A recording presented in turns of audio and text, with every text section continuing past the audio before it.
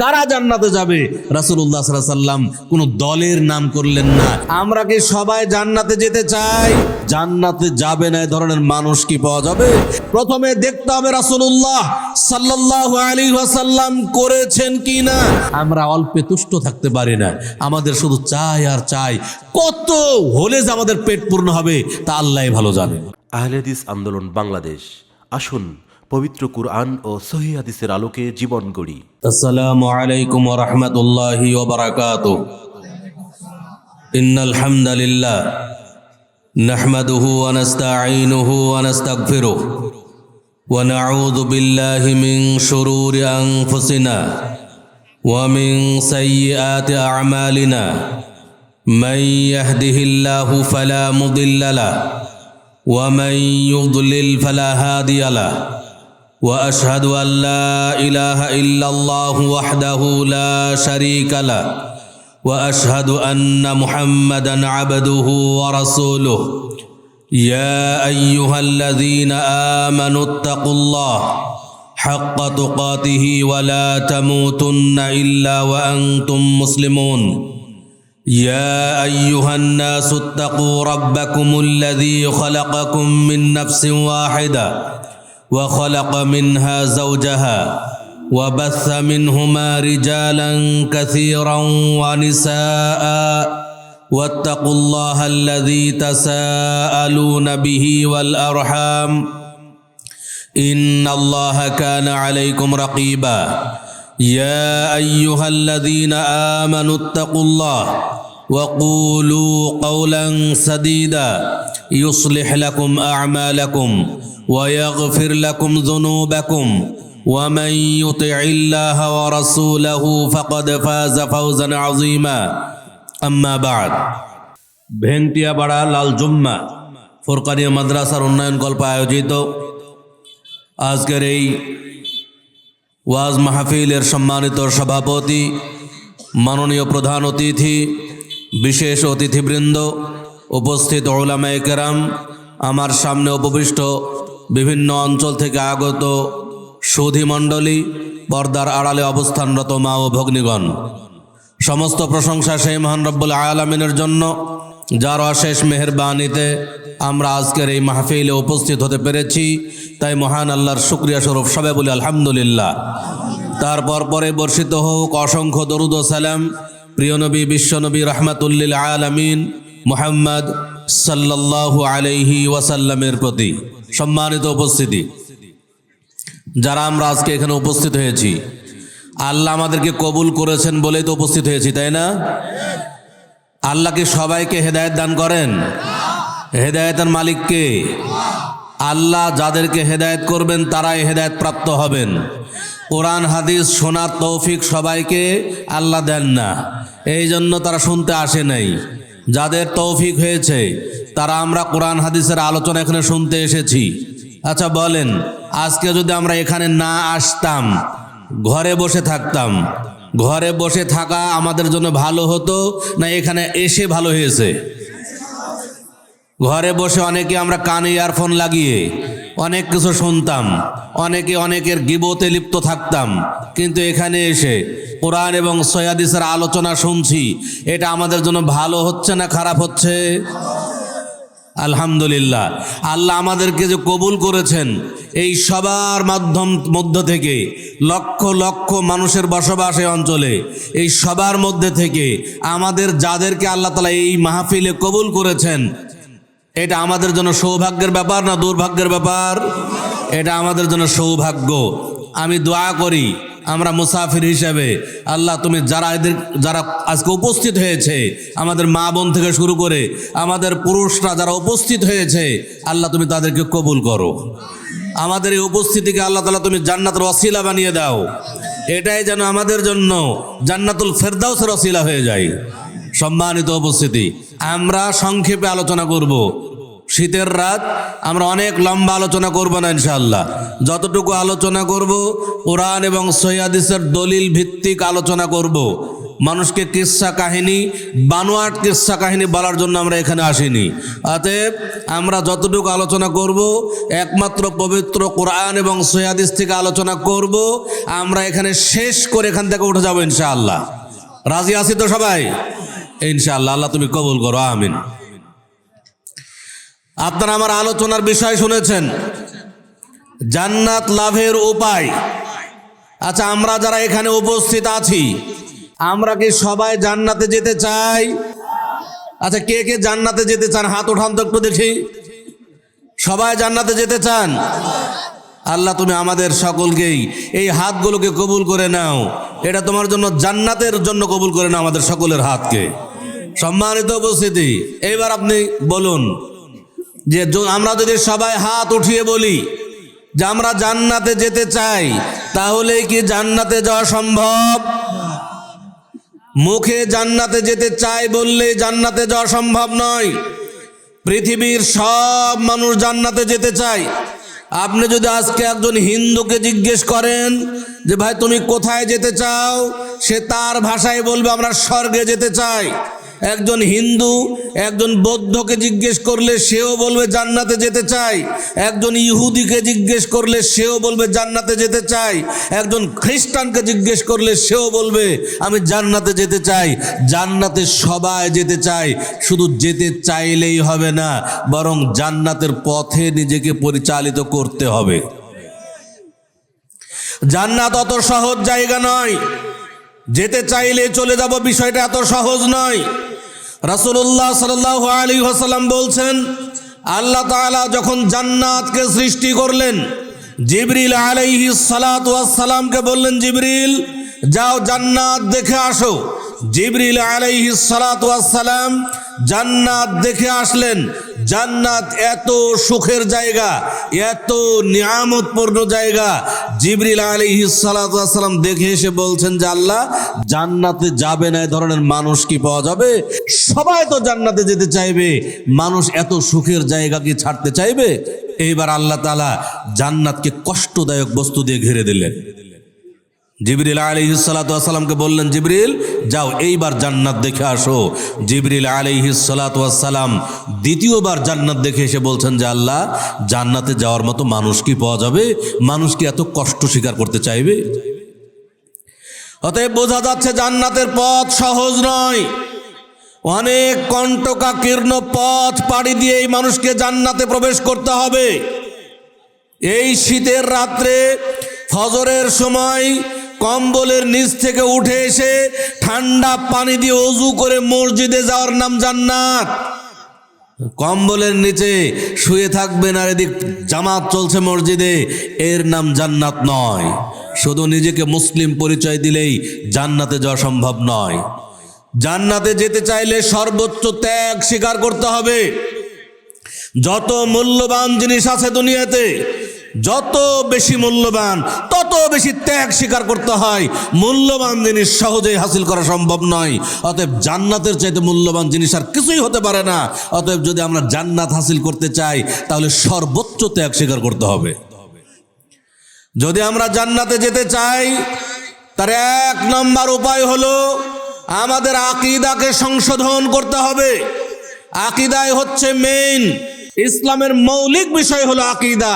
কারণ আকীদাগত পার্থক্যের কারণে একজন মানুষ মুসলিম, আকীদাগত পার্থক্যের কারণে একজন মানুষ হিন্দু, আকীদাগত পার্থক্যের কারণে একজন মানুষ খ্রিস্টান, আকীদাগত পার্থক্যের কারণে একজন মানুষ বৌদ্ধ, আকীদাগত পার্থক্যের কারণেই মুসলিমদের মধ্যে কেউ শিয়া, মুসলিমদের মধ্যে কেউ কাদিয়ানি, কেউ সুফি, কেউ আশআরি, কেউ মাতুরিদি, কেউ নকশবন্দি, আবার আমরা কেউ আহলুল হাদিস। এটা আকীদাগত পার্থক্যের কারণেই।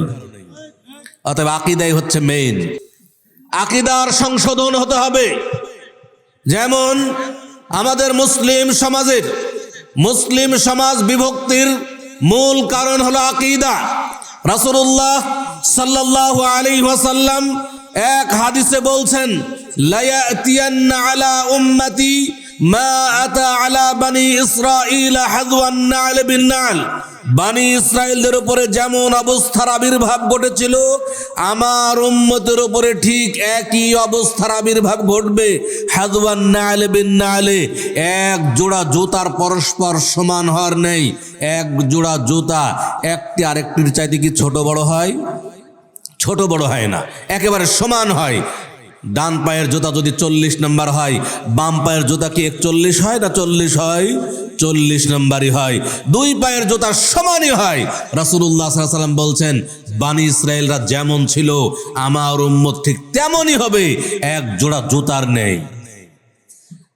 এরপরে এই কথাকে তাকিদ করতে গিয়ে রাসূলুল্লাহ সাল্লাল্লাহু আলাইহি ওয়াসাল্লাম বলে ফেললেন, হাত্তা ওয়া ইন কানা মিনহুম মান আতা উম্মাহু আলা নিয়াতান, এমনকি বানি ইসরাইলদের মধ্যে যদি এমন কাউকে পাওয়া যায় যে তার নিজের মায়ের সাথে প্রকাশ্য জিনায় লিপ্ত হয়েছিল, লাকানা ফি উম্মতি মান ইয়াসনাউ যালিক, তাহলে আমার উম্মতের মধ্যেও এমন লোক পাওয়া যাবে যে তার নিজের মায়ের সাথে প্রকাশ্য জিনায় লিপ্ত হবে। এমন অবস্থা বানি ইসরাইলরা যেমন ছিল আমার উম্মত তেমনই হবে। এমনকি যদি বানি ইসরাইলদের মধ্যে এমন কোনো লোক পাওয়া যায় যে তার নিজের মায়ের সাথে জিনায় লিপ্ত ছিল, আমার উম্মতের মধ্যেও ঠিক তেমন লোক পাওয়া যাবে। এরপরে রাসূল সাল্লাল্লাহু আলাইহি ওয়াসাল্লাম বলছেন, ওয়া ইন্না বানি ইসরাঈল তাফাররাকাত আলা 72 মিল্লাতান, বানি ইসরাইলরা বিভক্ত হয়েছিল 72 দলে। ওয়া তাফতারিকু উম্মতি আলা 73 মিল্লাতান, আর আমার উম্মত বিভক্ত হবে 73 দলে। কুল্লুহুম ফিন্নার, সকল দলই জাহান্নামে যাবে। ইল্লা মিল্লাতান ওয়াহিদা, শুধুমাত্র একটি দল ব্যতীত বাকি সকলেই জাহান্নামে যাবে। কিলা মান হুম ইয়া রাসূলুল্লাহ, জিজ্ঞেস করা হলো, হে আল্লাহর রাসূল সাল্লাল্লাহু আলাইহি ওয়াসাল্লাম, সেই একটি দল কারা জান্নাতে যাবে? রাসূলুল্লাহ সাল্লাল্লাহু আলাইহি ওয়াসাল্লাম কোন দলের নাম করলেন না, একটা বৈশিষ্ট্যের কথা বলে দিলেন। তিনি বললেন, মা আনা আলাইহি ওয়া আসহাবি, আমি এবং আমার সাহাবায়ে কেরাম যেই আকীদার উপরে প্রতিষ্ঠিত আছি, এই আকীদার উপরে যারা প্রতিষ্ঠিত থাকবে তারাই জান্নাতে যাবে। অতএব আমরা যদি জান্নাতে যেতে চাই, রাসূলুল্লাহ সাল্লাল্লাহু আলাইহি ওয়াসাল্লাম যে আকীদা পোষণ করতেন ঠিক সেই আকীদা পোষণ করতে হবে। আমি জান্নাতে যেতে চাই, আমার আকীদা রাসূলের আকীদার সাথে যদি মিল না থাকে, তাহলে আমি জান্নাতে যেতে চাইলেই জান্নাতে যাওয়া সম্ভব নয়। যেমন হিন্দু আল্লাহকে বিশ্বাস করে, বৌদ্ধ আল্লাহকে বিশ্বাস করে, ইহুদি আল্লাহকে বিশ্বাস করে, খ্রিস্টানও আল্লাহকে বিশ্বাস করে। পৃথিবীতে আল্লাহকে বিশ্বাস করে না এ ধরনের নাস্তিক আছে, কিন্তু তাদের সংখ্যা খুব কম। পৃথিবীর অধিকাংশ কাফের আল্লাহকে বিশ্বাস করে, কিন্তু আল্লাহর রাসূলের বিশ্বাসের মতো হয়নি, এই জন্য তারা কাফের। এই জন্য আল্লাহ তাআলা কোরআন মাজিদে ঘোষণা দিচ্ছেন, ফাইন আমানু বিমিসলি মা আমানতুম বিহি ফাকাদ ইহতাদাউ। ইহুদি খ্রিস্টানদেরকে লক্ষ্য করে বলছেন, যদি তাদের ঈমান, ওই ইহুদি খ্রিস্টান তো নিজেরা দাবি করে যে আমরা আল্লাহর প্রতি ঈমান এনেছি, তাদের ঈমান যদি তোমাদের ঈমানের মতো হয়, ফাকাদ ইহতাদাউ, তাহলেই তারা হেদায়েত প্রাপ্ত হবে। যতই তারা ঈমানের দাবি করুক না কেন, যতই একজন মুসলিম এই একজন হিন্দু দাবি করুক না কেন যে আমি আল্লাহকে বিশ্বাস করি, আল্লাহ আমাদেরকে সৃষ্টি করেছেন, একজন বৌদ্ধ যতই আল্লাহকে বিশ্বাস করুক না কেন যে আল্লাহ আমাকে সৃষ্টি করেছেন, কিন্তু তাদের এই বিশ্বাস কোনো কাজে লাগবে না যতক্ষণ পর্যন্ত তাদের বিশ্বাস, তাদের আকীদা রাসূলুল্লাহ সাল্লাল্লাহু আলাইহি ওয়াসাল্লামের আকীদার সাথে না মিলবে। রাসূলের আকীদার সাথে মিলতে হবে। কিন্তু দুঃখের বিষয় হলো, আমরা বাংলাদেশের মানুষ, অধিকাংশ মানুষ মনে করি যে আমরা মুসলিম, কিন্তু আমাদের অনেক মুসলিমের বিশ্বাস, অনেক মুসলিমের আকীদা রাসূল সাল্লাল্লাহু আলাইহি ওয়াসাল্লামের আকীদার সাথে মিলে না। যেমন উদাহরণ দিতে গেলে বলবো, আচ্ছা বলুন তো আল্লাহ কোথায় আছে? আল্লাহ কোথায় আছে? আরশে আজিমে। আচ্ছা, আমাদের বাংলাদেশের মানুষের সবার বিশ্বাসে কি আল্লাহ আরশের উপরে আছে, নাকি আল্লাহ সর্বত্রই বিরাজমান? সবচাইতে বেশি শতকরা বাংলাদেশের 70% মানুষ বিশ্বাস করে আল্লাহ তাআলা সর্বত্রই বিরাজমান। অথচ আল্লাহর রাসূলের আকীদা কি ছিল? আল্লাহর রাসূল সাল্লাল্লাহু আলাইহি ওয়াসাল্লাম বলছেন, ইরহামু মান ফিল আরদি ইয়ারহামুকুম মান ফিস সামা।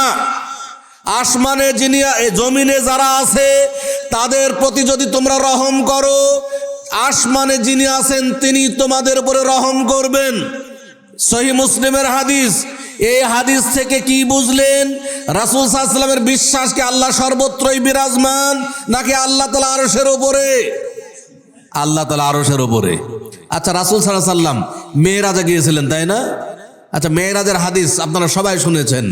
রাসূলুল্লাহ সাল্লাল্লাহু আলাইহি ওয়াসাল্লাম মেরাজে গেলেন। রাসূল সাল্লাল্লাহু আলাইহি ওয়াসাল্লাম যখন মেরাজে গেলেন তখন কিভাবে গেছেন এই ইতিহাস আপনারা সবাই জানেন। তিনি বায়তুল মাকদেসে গেলেন, সেখানে থেকে তিনি ঊর্ধ্বাকাশে গমন করলেন। প্রথম আসমানে গেলেন, দ্বিতীয় আসমানে গেলেন, তৃতীয় আসমানে গেলেন, চতুর্থ আসমানে গেলেন, পঞ্চম আসমানে গেলেন, ষষ্ঠ আসমানে গেলেন, তারপরে সপ্তম আসমানের উপরে উঠলেন, তারপরে সিদরাতুল মুনতাহা পৌঁছলেন, তারপরে আল্লাহর সাথে কথোপকথন হলো। আচ্ছা বলেন, আল্লাহ যদি সর্বত্রই বিরাজমান হয় তাহলে আল্লাহ রাসূল সাল্লাল্লাহু আলাইহি ওয়াসাল্লাম মেরাজে সপ্তম আসমানের উপরে উঠলেন কেন? ওঠার দরকার ছিল না। এক সাহাবীর একটা দাসী ছিল, সেই দাসী ছাগল চড়াইতে গিয়ে তার ছাগল একটা বাঘে খেয়ে ফেলে। ওই সাহাবী ওই দাসীকে একটা চড় মারে। এতে তার অনুতাপ আসে, সে আফসোস করে যে হায় কি জন্য আমি তাকে প্রহার করলাম, ছাগলকে তো বাঘে খেতেই পারে, এটা একটা স্বাভাবিক ব্যাপার। তিনি তার অনুশোচনা আসলো, রাসূল সাল্লাল্লাহু আলাইহি ওয়াসাল্লামের কাছে এসে বললেন, হে আল্লাহ রাসূল সাল্লাল্লাহু আলাইহি ওয়াসাল্লাম, আমি এই কাজটি করে ফেলেছি, আমি কি ওই দাসীকে মুক্ত করে দেব, আজাদ করে দেব? রাসূল সাল্লাল্লাহু আলাইহি ওয়াসাল্লাম বললেন যে তোমার দাসীকে ডাকো। সাহাবী ডেকে নিয়ে আসলেন। আল্লাহ রাসূল সাল্লাল্লাহু আলাইহি ওয়াসাল্লাম দুইটি প্রশ্ন করলেন। এক নম্বর প্রশ্ন করলেন দাসীকে, আইন আল্লাহ, এই বলো তো আল্লাহ কোথায়? দাসী বলছে আল্লাহ ফিস সামা, আল্লাহ হচ্ছেন আসমানে। দুই নম্বর প্রশ্ন করলেন মান আনা, বলো তো আমি কে? দাসী বলছে যে আনতা রাসূলুল্লাহ, আপনি হচ্ছেন আল্লাহর রাসূল। রাসূল সাল্লাল্লাহু আলাইহি ওয়াসাল্লাম বললেন ফাহিয়া মুমিনা, এই দাসী মুমিন, তাকে আজাদ করে দাও। একজন দাসীকে ঈমানদার প্রমাণ করার জন্য দুইটি প্রশ্ন করলেন। এক নাম্বার প্রশ্ন আল্লাহ কোথায়? দাসী উত্তর দিল আল্লাহ আসমানে উপরে। দুই নাম্বার প্রশ্ন করলেন যে আমি কে? দাসী বলল যে আপনি আল্লাহর রাসূল। এই দুইটি প্রশ্নের ভিত্তিতে দাসীকে মুমিন ঈমানদার হিসেবে ঘোষণা দিলেন। একজন দাসী যে ছাগল চড়াইতো সে বিশ্বাস করতো যে আল্লাহ তাআলা উপরে, তার জ্ঞান ছিল আল্লাহ তাআলা উপরে। অথচ আমাদের দেশের যেই হুজুররা বুখারী পড়ায়, মুসলিম পড়ায়, তার বিশ্বাস হয় না যে আল্লাহ তাআলা আসমানের উপরে। এটা দুঃখের বিষয়। একটা দাসীর যে জ্ঞান ছিল সেই জ্ঞান আমাদের দেশের বুখারী পড়ুয়া যারা বুখারী পড়াচ্ছে তাদের এই জ্ঞান নাই। সম্মানিত উপস্থিতি, আমি যেটা বলছিলাম, আকীদা বিশ্বাস সহি হতে হবে। আজকে মুসলিমদের আকীদা বিভ্রান্তিকর আকীদা। আমাদের মুসলিমদের মধ্যে একদল মানুষ বিশ্বাস করছে, তারা বলে যে তারা শিয়া আকীদায় বিশ্বাসী। শিয়ারা নিজেদেরকে মুসলিম দাবি করে। শিয়ারা শুধু না নিজেদেরকে মুসলিমই দাবি করে না, বরং তারা মনে করে যে তারাই প্রকৃত মুসলিম, আমাদেরকে শিয়ারা কাফের মনে করে।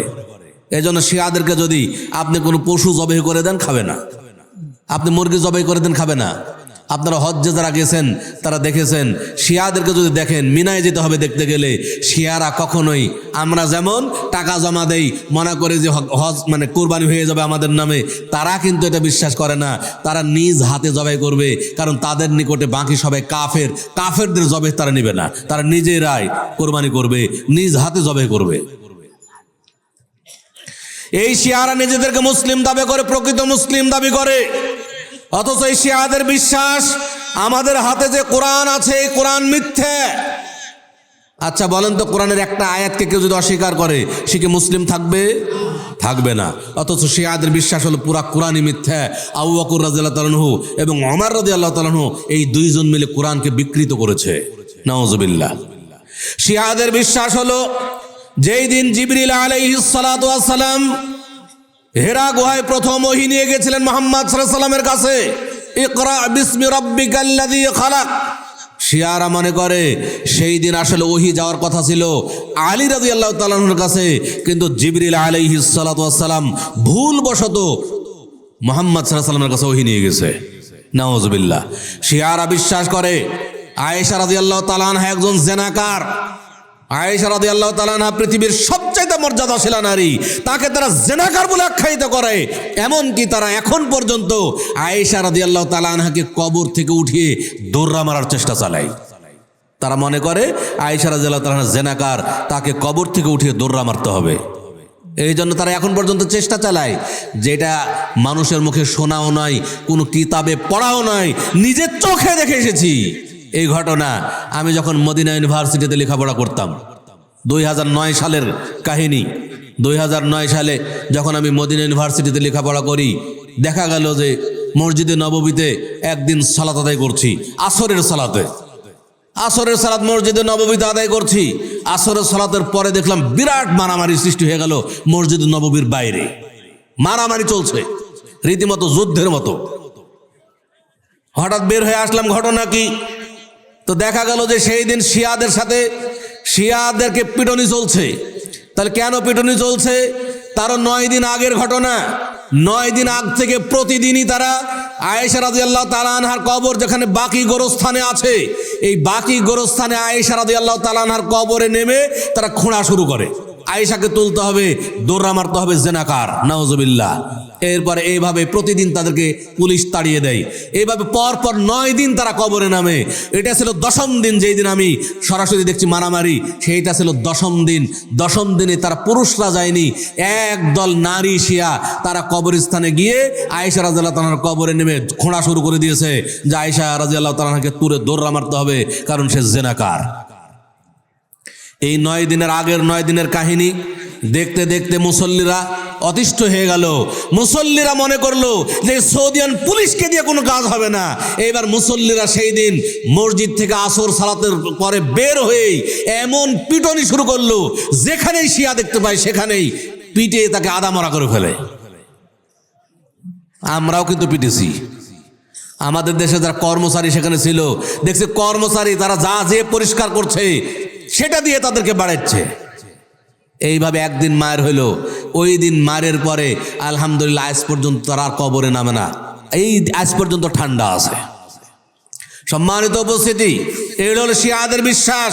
শিয়াদের মধ্যে অনেক দল আছে, তাদের মধ্যে কিছু দল বিশ্বাস করে আলী আল্লাহ, আলী রাদিয়াল্লাহু তাআলাকে তারা সরাসরি আল্লাহ বলে দাবি করে। আর আমাদের দেশের সবচাইতে বেশি মানুষ কোন আকীদার মানুষ? আমাদের দেশের সবচাইতে বেশি মানুষ হচ্ছে সুফি আকীদার মানুষ। আর সুফিদের ভয়ঙ্কর বিশ্বাস হলো মুহাম্মাদি আল্লাহ, আল্লাহ মুহাম্মদ আর মুহাম্মাদি আল্লাহ, নাউজুবিল্লাহ। এই আকীদা আমাদের দেশের সবচাইতে বেশি মানুষ রয়েছে সুফি আকীদার। তাবলিগ জামাত পুরাটাই সুফি আকীদার উপরে প্রতিষ্ঠিত। তাবলিগের নিসাবের কিতাবগুলি পুরাই সুফি আকীদায় ভরপুর। তাদের বিশ্বাস হলো আল্লাহ মুহাম্মদ, মুহাম্মাদি আল্লাহ। এই জন্য আমাদের দেশে যে মিলাদ মাহফিলগুলো হয়, এই মিলাদ মাহফিল একটা উর্দু শের পাঠ করা হয়। ও जो मुस्तवी अर्श था खुदा होकर उतर पड़ा है मदीना में मुस्तफा होकर, এই কবিতার লাইন দুটা পড়া হয়। এর অর্থটা কি?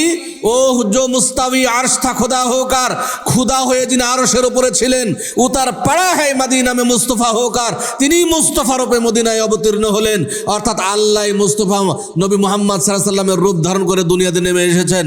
নাউজুবিল্লাহ। যিনি আল্লাহ তিনি মুহাম্মদ, যিনি মুহাম্মদ তিনি আল্লাহ, নাউজুবিল্লাহ। এই আকীদা আমাদের দেশের মানুষ করে।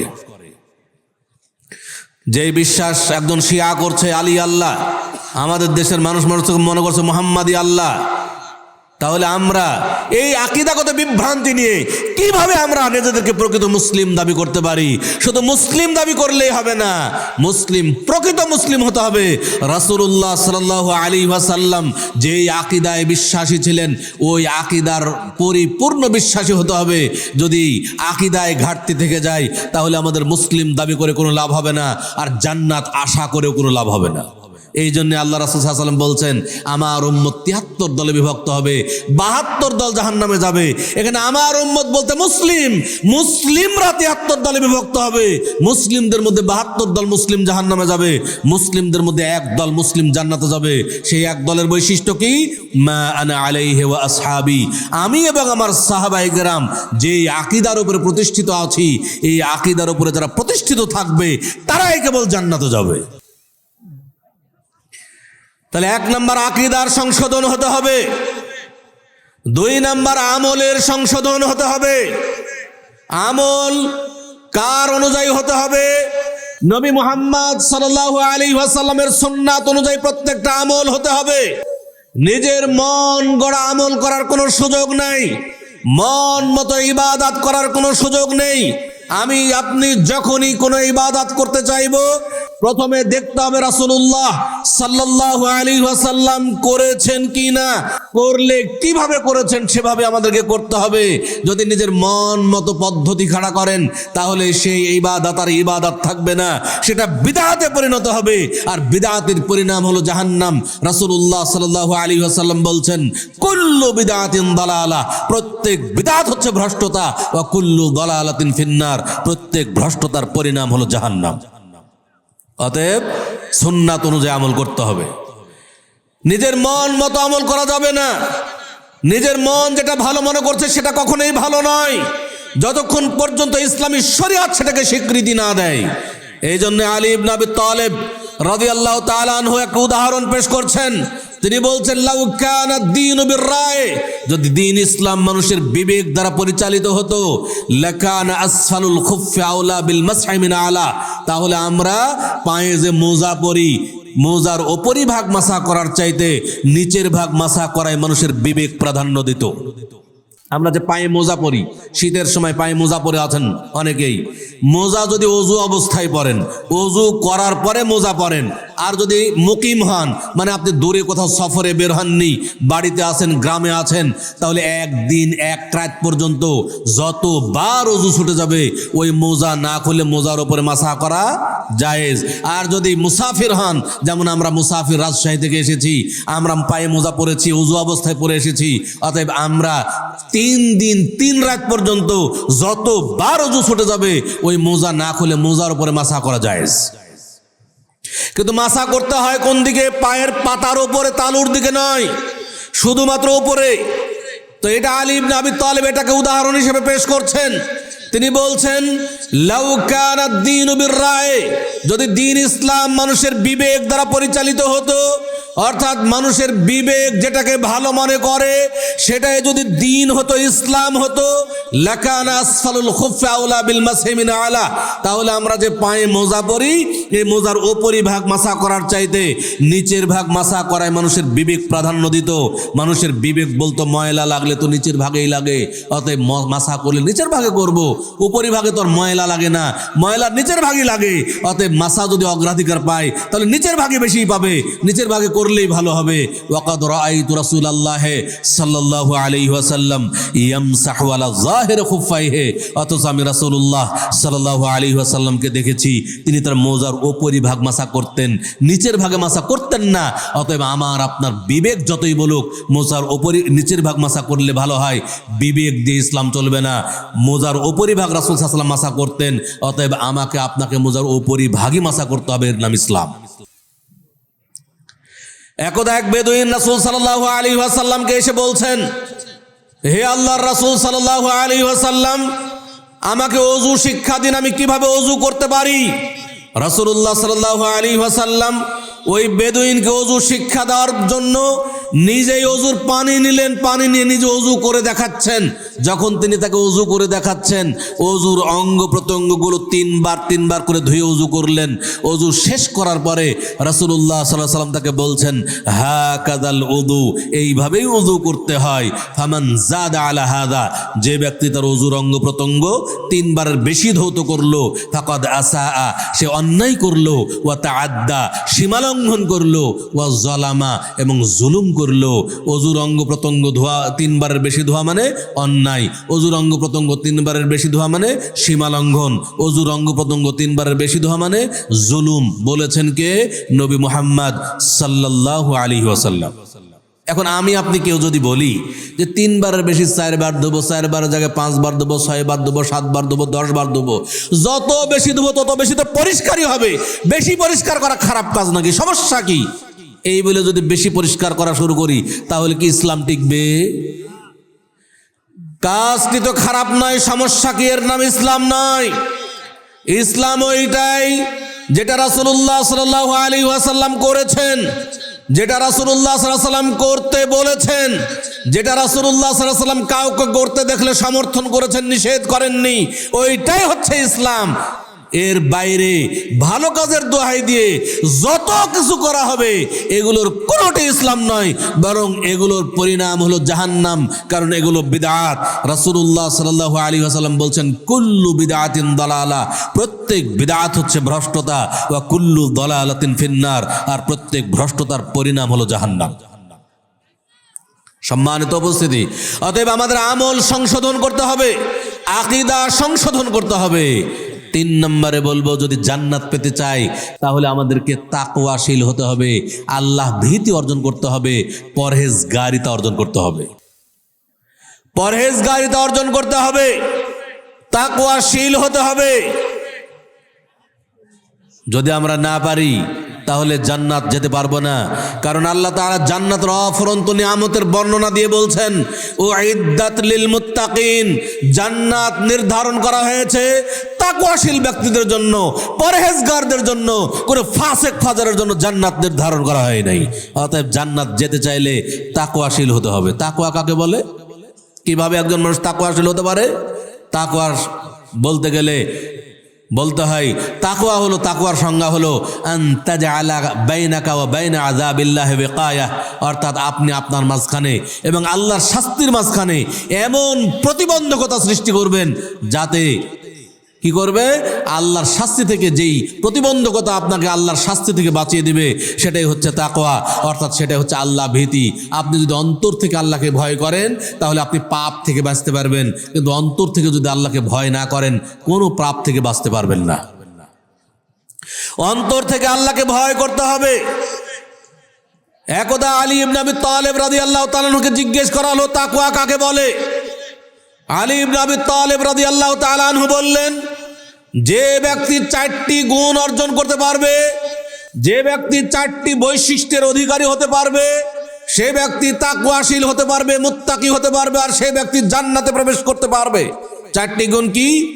1, আল খাউফু মিনাল জালিল, আল্লাহকে ভয় করা। 1 নম্বর আল্লাহকে ভয় করতে হবে। 2, ওয়াল আমালু বিত্তানজিল, আল্লাহর নাজিলকৃত ওহীর বিধান অনুযায়ী আমল করা। 3, ওয়ার রিদা বিল কালিল, অল্পে তুষ্ট থাকা। 4, ওয়াল ইস্তিদাদু লিয়াউমির রাহিল, কিয়ামত দিবসের জন্য উত্তম প্রস্তুতি গ্রহণ করা। এই 4টি গুণ অর্জন করতে হবে। তাহলে 1 নাম্বার হচ্ছে আল্লাহকে ভয় করতে হবে। আল্লাহর ভয় যদি কারো অন্তরে না থাকে তাহলে সে কখনোই খারাপ কাজ থেকে বাঁচতে পারবে না, পাপ থেকে বাঁচতে পারবে না। আল্লাহর ভয়, জাহান্নামের ভয় অন্তরে জাগ্রত থাকতে হবে। জাহান্নামের ভয় থাকলেই যদি কোনো পাপ হয়ে যায় তাহলে আল্লাহর কাছে ক্ষমা চাওয়ার ব্যাপারে আমার অন্তর আগ্রহ প্রকাশ করবে, আমার অন্তর অনুতপ্ত হবে, অনুতপ্ত হয়ে সে পাপ থেকে ক্ষমা চাইবে। আর যদি আল্লাহর ভয়, জাহান্নামের ভয় আমার অন্তরে জাগ্রত না হয়, পাপ হতেই আছে, কিন্তু আল্লাহর কাছে যে ক্ষমা চাইবো এই ক্ষমা চাওয়ার তৌফিক হবে না। আল্লাহর রাসূল সাল্লাল্লাহু আলাইহি ওয়াসাল্লামের পূর্বের গুনাহ পরের গুনাহ সব ক্ষমা করে দেওয়া হয়েছিল, তারপরেও তিনি কতবার ক্ষমা চাইতেন? দৈনিক কত? কমপক্ষে তিনি 100 বার ক্ষমা চাইতেন। আমাদের কি পূর্বের গুনাহ পরের গুনাহ ক্ষমা করা হয়েছে? হয়নি। তাহলে আমাদের আরো কত বেশি ক্ষমা চাওয়া লাগতে পারে, কিন্তু আমরা কিন্তু ক্ষমা চাই না। সাহাবায়ে কেরাম এত জাহান্নামকে ভয় করতেন, জাহান্নামের শাস্তি থেকে তারা যে কোনো মূল্যে বাঁচার চেষ্টা করতেন। তার একটা জ্বলন্ত উদাহরণ আপনাদেরকে পেশ করি। মাইজ ইবনে মালিক রাদিয়াল্লাহু তাআলা আনহু একজন বিশিষ্ট সাহাবী, তিনি ভুলবশত একবার জিনা করে ফেললেন, জিনায় লিপ্ত হয়ে গেলেন। জিনা করার পরে তিনি তার ভুল বুঝতে পারলেন যে হায় আমি কত বড় ভুল করে ফেলেছি, আমাকে তো এই পাপের জন্য জাহান্নামের শাস্তি স্পর্শ করবে, জাহান্নামের আগুন আমাকে স্পর্শ করবে, আমি এই জাহান্নামের শাস্তি কিভাবে ভোগ করব। ভুল বুঝতে পেরে রাসূলুল্লাহ সাল্লাল্লাহু আলাইহি ওয়াসাল্লামের কাছে দৌড়ে আসলেন। দৌড়ে এসে বলছেন, তাহহিরনি ইয়া রাসূলুল্লাহ, হে আল্লাহর রাসূল সাল্লাল্লাহু আলাইহি ওয়াসাল্লাম, আপনি আমাকে পবিত্র করুন, আমি জেনায় লিপ্ত হয়ে গেছি, আমাকে এই জেনার পাপ থেকে পবিত্র করুন, আমাকে আমার উপরে জেনার হদ কায়েম করুন। তিনি বিবাহিত পুরুষ ছিলেন, বিবাহিত নারী পুরুষ জেনায় লিপ্ত হলে তার শাস্তি হলো তাকে বুক পর্যন্ত মাটিতে পুঁতে মাথায় পাথর মেরে হত্যা করা। মাইজ বিন মালিক এই শাস্তি জানেন, তিনি এই শাস্তি নেওয়ার জন্য আল্লাহ রাসূলের কাছে দৌড়ে এসেছেন।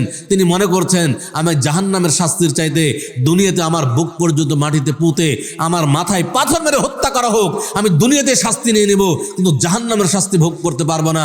এই জন্য তিনি দৌড়ে এসে বলছেন তাহিরনি ইয়া রাসূলুল্লাহ, হে আল্লাহ রাসূল সাল্লাল্লাহু আলাইহি ওয়াসাল্লাম, আমি জিনা করে ফেলেছি, বড় পাপ করে ফেলেছি, আমার উপরে জিনার হদ কায়েম করুন, আমাকে পাপ থেকে পবিত্র করুন, আমি জাহান্নামের শাস্তি ভোগ করতে পারবো না। রাসূলুল্লাহ সাল্লাল্লাহু আলাইহি ওয়াসাল্লাম বললেন ইরজি ফাস্তাগফিরুল্লাহ ওয়া তুব ইলাইহি, হে মাইজ ইবনে মালিক, যাও তুমি বাড়ি ফিরে যাও, আল্লাহর কাছে ক্ষমা চাও, আল্লাহর দিকে ফিরে এসো। মাইজ ইবনে মালিক বাড়ি ফিরে গেলেন। বাড়ি ফিরে যাচ্ছেন আর চিন্তা করছেন আল্লাহ রাসূল সাল্লাল্লাহু আলাইহি ওয়াসাল্লাম তো আমাকে ক্ষমা চাইতে বললেন, কিন্তু আল্লাহ যদি ক্ষমা না করেন তাহলে তো আমাকে এই পাপের শাস্তি জাহান্নামে ভোগ করতে হবে। তার চাইতে দুনিয়াতে যদি আমি শাস্তিটা নিয়ে নেই, দুনিয়াতে আমার মাথায় পাথর মেরে যদি হত্যা করা হয়, তাহলে আমি নিশ্চিত থাকলাম যে এই পাপের শাস্তি আল্লাহ পরকালে জাহান্নামে আমাকে দিবেন না, অতএব এই শাস্তি দুনিয়াতে নেওয়াই ভালো। আবার তিনি দৌড়ে আসলেন, দৌড়ে এসে বলছেন তাহিরনি ইয়া রাসূলুল্লাহ, হে আল্লাহর রাসূল সাল্লাল্লাহু আলাইহি ওয়াসাল্লাম, আপনি আমাকে পবিত্র করুন, আমি জিনায় লিপ্ত হয়ে গেছি। রাসূল সাল্লাল্লাহু আলাইহি ওয়াসাল্লাম দ্বিতীয়বার একই কথা বললেন, ইরজি ফাস্তাগফিরুল্লাহ ওয়া তুব ইলাইহি, হে মাইজ ইবনে মালিক, যাও বাড়ি ফিরে যাও, আল্লাহর কাছে ক্ষমা চাও, আল্লাহর দিকে ফিরে এসো। মাইজ ইবনে মালিক দ্বিতীয়বার আবার ফিরে গেলেন। আবার চিন্তা করছেন আল্লাহ যদি ক্ষমা না করেন তাহলে আমার কি অবস্থা হবে, আর তার চাইতে আমি দুনিয়াতে শাস্তি নিতে চাই। আবার ফিরে এসলেন, ফিরে এসে বলছেন তাহিরনি ইয়া রাসূলুল্লাহ, হে আল্লাহ রাসূল সাল্লাল্লাহু আলাইহি ওয়াসাল্লাম, আমি জিনা করে ফেলেছি, আমাকে দুনিয়াতে শাস্তি দিয়ে দিন, আমি জাহান্নামের শাস্তি ভোগ করতে পারবো না। আবার রাসূল সাল্লাল্লাহু আলাইহি ওয়াসাল্লাম তৃতীয়বার বললেন ইরজি ফাস্তাগফিরুল্লাহ ওয়া তুব ইলাইহি, এই যাও তুমি বাড়ি ফিরে যাও, আল্লাহর দিকে ক্ষমা, আল্লাহর কাছে ক্ষমা চাও, আল্লাহর দিকে ফিরে এসো।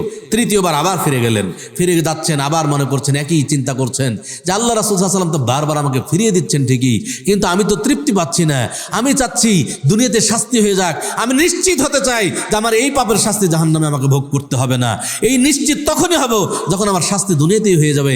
আবার তিনি ফিরে আসলেন, ফিরে এসে বলছেন তাহিরনি ইয়া রাসূলুল্লাহ, হে আল্লাহ রাসূল সাল্লাল্লাহু আলাইহি ওয়াসাল্লাম, আমি জিনা করেছি, আমাকে পবিত্র করুন, আমার উপর জিনার হদ কায়েম করুন।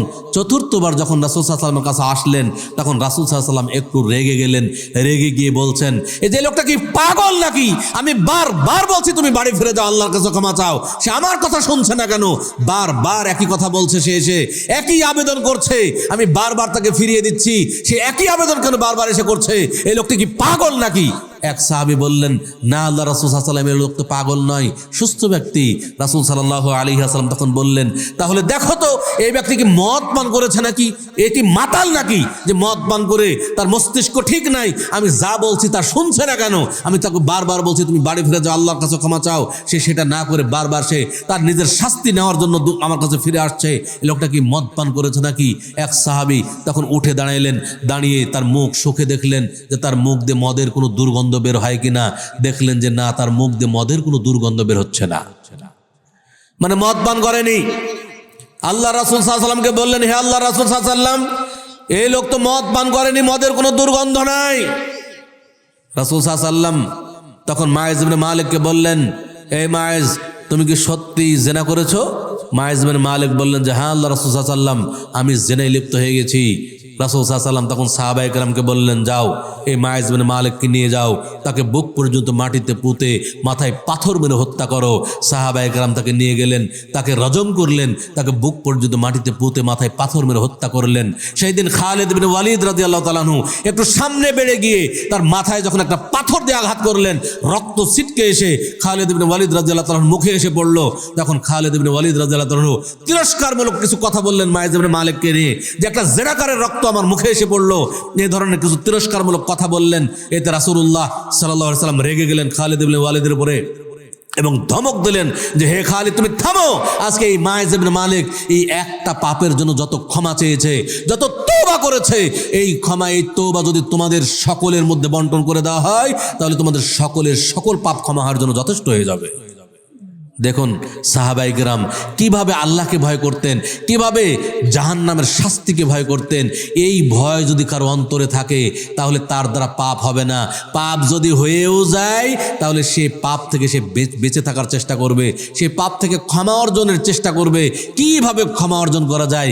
কিন্তু আমাদের অন্তর আল্লাহকে ভয় করে না, জাহান্নামের শাস্তিকে ভয় করে না। এই জন্য আমরা কোনো পাপকে পাপই মনে করি না। সম্মানিত উপস্থিতি, জান্নাতে প্রবেশ করা সম্ভব হারাম খাদ্য খেলে?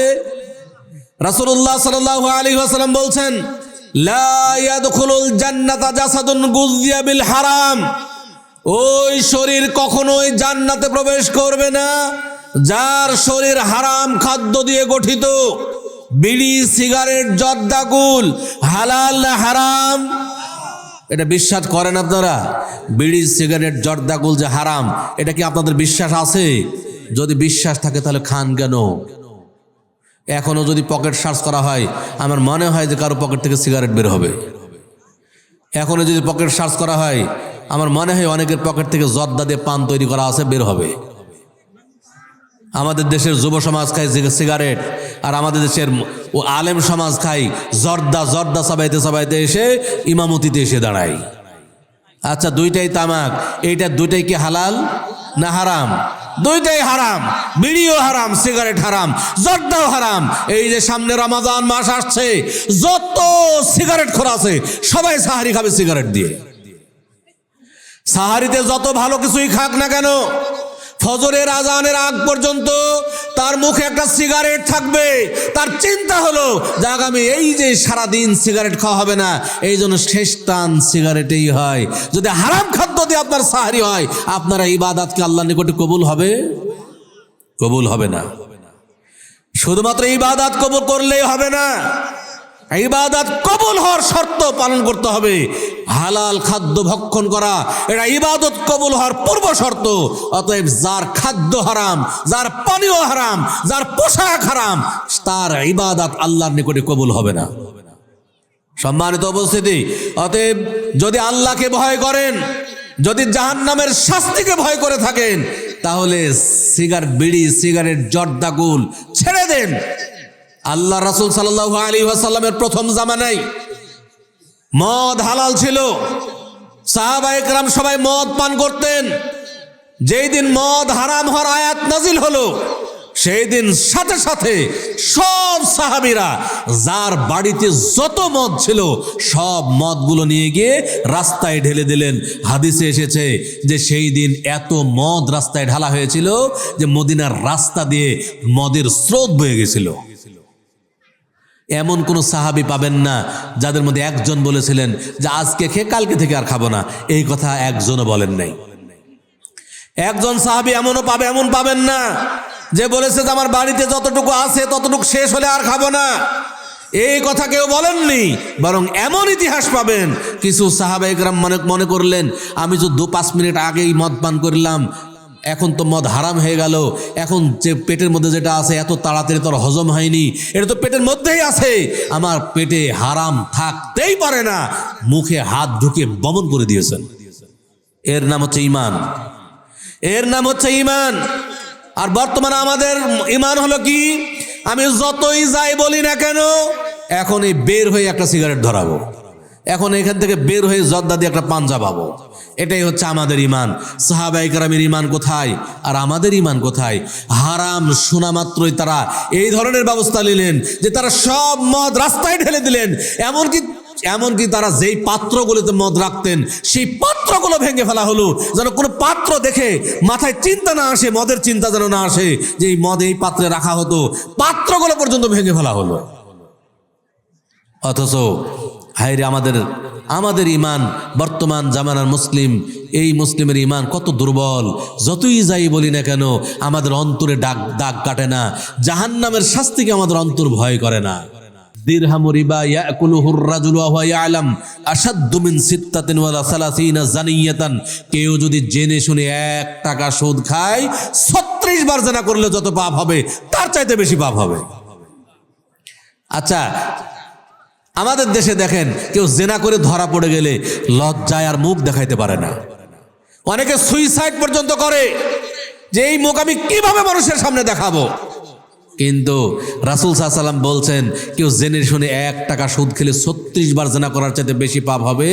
আমাদের দেশের বহু যারা সুদখোর রয়েছে, সুদখোররা লক্ষ লক্ষ কোটি কোটি টাকা সুদ খায়, তাদের কোনো লজ্জা লাগে না। বরং পরিবেশ উল্টা, উল্টা চিত্র আমাদের দেশে। যে আমাদের দেশের এই সুদখোররাই হয় মসজিদের সভাপতি, সুদখোররাই হয় মাদ্রাসার সভাপতি, এই সুদখোররাই হয় জালসা মাহফিলের সভাপতি। সমাজ থেকে সুদখোরদেরকে বয়কট করতে হবে। সুদখোরদের কোনো নেতৃত্বে নিয়ে আসা যাবে না। এই সুদখোরদেরকে বয়কট করতে হবে। সুদখোরদেরকে কখনো সুদখোর দিয়ে কখনো সমাজের ভালো নেতৃত্ব আশা করা যায় না। সম্মানিত উপস্থিতি, অতএব এই সুদখোর থেকে বেঁচে থাকুন।